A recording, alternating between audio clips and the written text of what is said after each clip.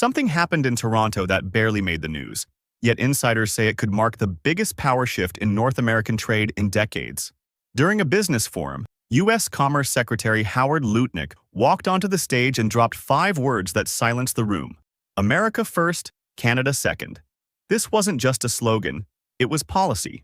Washington announced a 50% tariff on Canadian steel and aluminum, and a 25% duty on Canadian-built vehicles. The message was unmistakable. The U.S. wanted auto production back on its own soil, even if it meant tearing up the foundations of regional trade. For Canada, this was a turning point. The question was, would it be a collapse or a catalyst? While Washington expected Canada to fold, something unexpected happened. Instead of escalating a political war, Ottawa responded with a strategic masterstroke. At the same time the tariffs were announced, 2 of the world's biggest automakers were making a move north. Volkswagen chose St. Thomas, Ontario for its first North American battery gigafactory, a $7 billion project, the largest in Canadian history.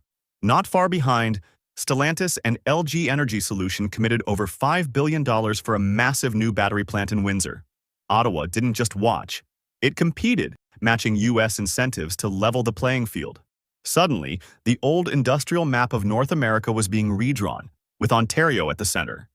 What started as a defense against U.S. pressure evolved into a new industrial identity. Stretching from St. Thomas to Windsor, a powerful battery valley began to emerge.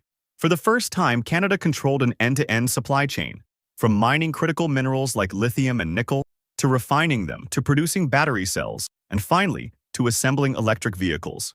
This wasn't just a few new factories, it was the foundation of a new economic pillar, creating thousands of jobs and positioning Canada as a global clean tech leader. No longer just an industrial follower, Canada was becoming an indispensable player. But as Ontario accelerated, the picture south of the border began to shift in the opposite direction. The very tariffs designed to bring manufacturing back to the U.S. were now slowing it down. American automakers, dependent on parts and materials from Canada, found themselves in a self-inflicted squeeze. Costs soared, production lines stalled, and layoffs began in Midwestern factories. According to industry reports, the average price of a new car in the U.S. jumped by thousands of dollars. The protectionist walls meant to shield the U.S. economy were instead starting to suffocate it. Meanwhile, Canada was diversifying its exports and forging new trade partnerships. By the time the dust settled, it was clear Canada hadn't just survived the shock, it had turned it into a strategic advantage. By controlling the critical minerals and clean energy supply chains the world desperately needs, Canada gained new leverage. For the first time in decades, it can negotiate with the United States not as a follower, but as an equal partner. The power is no longer just in tariffs, but in stability, resources, and reliability. The America First shockwave was meant to make Canada second. Instead, it forced the nation to find its own path and reinvent its place in the North American economy. North America's economic balance has undeniably shifted. The road ahead is complex, but one thing is clear.